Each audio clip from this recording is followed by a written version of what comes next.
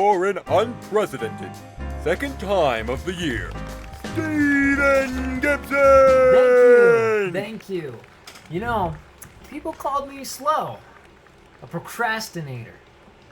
But you know what? Not today.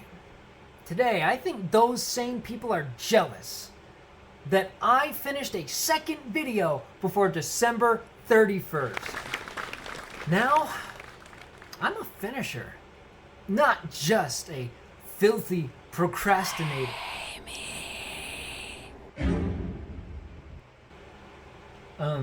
Anyway, as I was saying, I'm a finisher now. I've turned a new leaf. Completing things is just what I do. I complete games.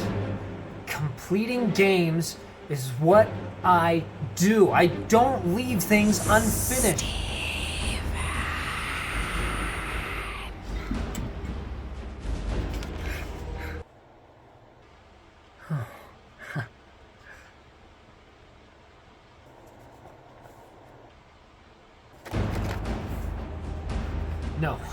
No.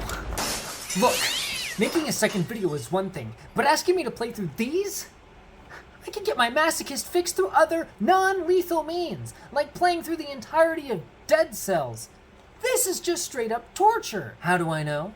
Because like any good masochist, I made sure to try it for myself. Multiple times! It's only on your third failure to enjoy a $60 game that you truly understand the definition of insanity. The inevitable truth is that some games simply aren't meant to be finished. But why? What makes a game unfinishable in my book? Well, according to the written word, it's easier if I just show you. Assassin's Creed Odyssey, according to Wikipedia, is the 11th entry in the Assassin's Creed franchise, and it is gorgeous! Look at this! The colors, the ocean, it's all so immaculate! And yet, playing it feels so empty. I've never played an Assassin's Creed game before, but even I can tell this is not an assassin game. In fact, it seems like you get punished for choosing assassination over regular combat. In Odyssey, look, you're a nice game. And you look great. But if your profile says assassin and you convince me to use combat, you're a dirty catfisher.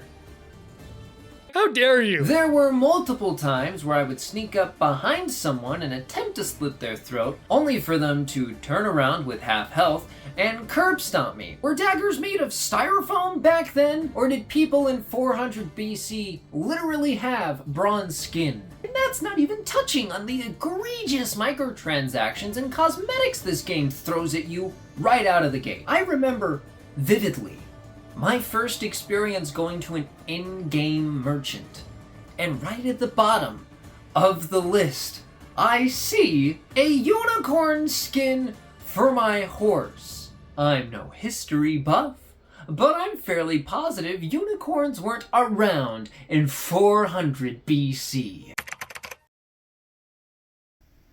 Huh.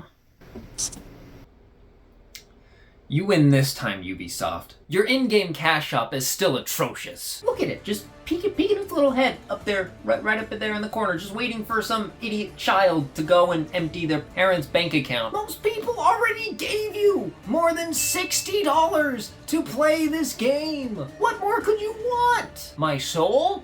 Activision Blizzard stole that. My firstborn child? I've already promised EA them. Let's take a moment to wash the assassin taste out of my mouth and talk about a game I've willingly spent hundreds of hours in. Skyrim. This is a great game with endless replayability. Even despite its problems, the game just works. Nuclear launch detected. But even if you held a gun to my head, I still wouldn't play through the main storyline. How is it possible to have one of the most genre-defining open-world games of all time and complement it with one of the most boring main quests of all time? Politics is more interesting than this. And I know that for a fact because, unlike the main quest, I've actually completed the political civil war questline in this game.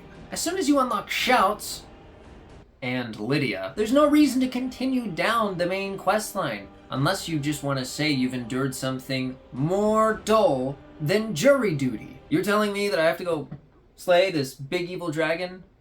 The dude sprung me from prison. Alright, we're tight. Now, if you'll excuse me, I have a sweet roll to steal and an arrow with the guard's name on it. The most surprising part about all of this is that Bethesda can craft a really good, interesting main story. Oblivion is a fantastic example of that. But at least Skyrim is fun to play. Which can't be said about the next game we're going to be talking about.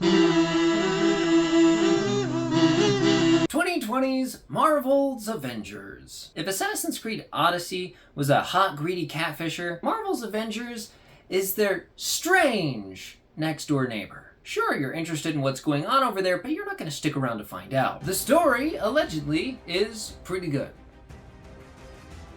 Unfortunately, the rest of the game is not. The first few hours were actually pretty fun. But once the main story really gets going and the hook has been set, that's when the game starts to show its true colors. The level design is bland and uninspired. The combat for each hero doesn't feel as fleshed out as it should be. And for some reason, they thought it would be a good idea to have a gear system in a superhero team-based game. You might be able to justify a gear system for a superhero like Iron Man. It would make sense for him to be constantly upgrading his suit. But when you start trying to convince me that Hulk needs to swap out his muscles for stronger muscles, I'm starting to think either you don't understand biology, or this system doesn't match the genre of the game. Who thought this was a good idea? Some corporate suit who's never even played a game in their entire life?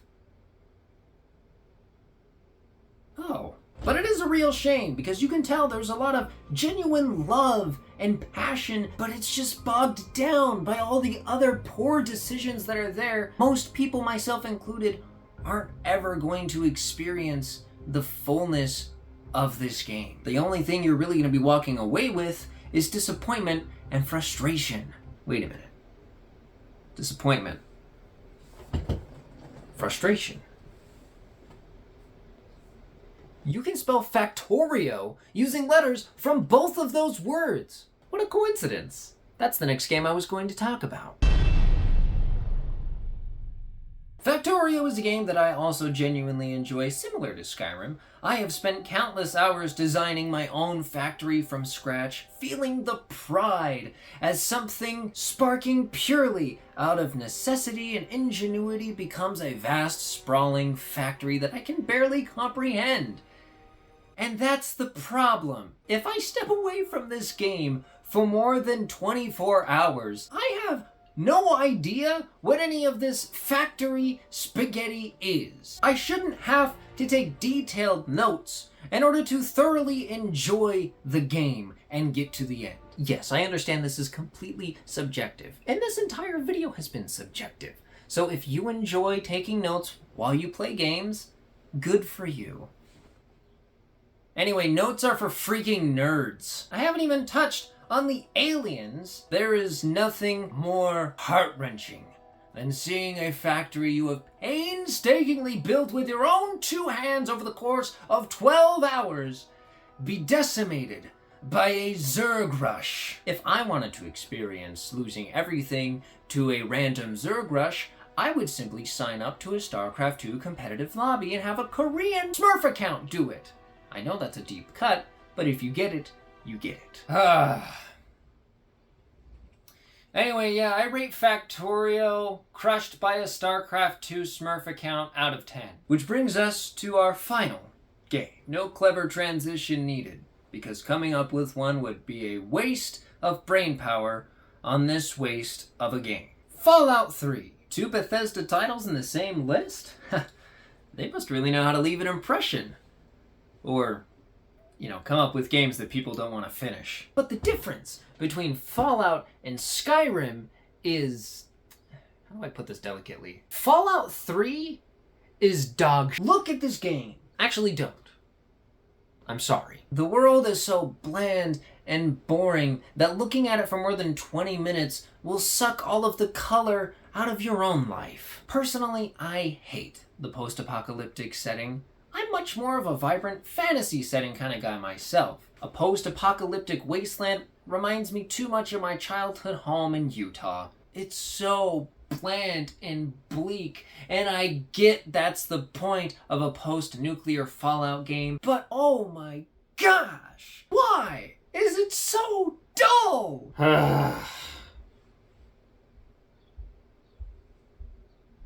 It's time to wrap this up. Okay, look, maybe I'm not actually a finisher. My short attention span and my tendency to procrastinate have doomed me from the start. But even if there are games out there that I won't finish in my lifetime, at least I have an entire backlog of games that I can dive into and try.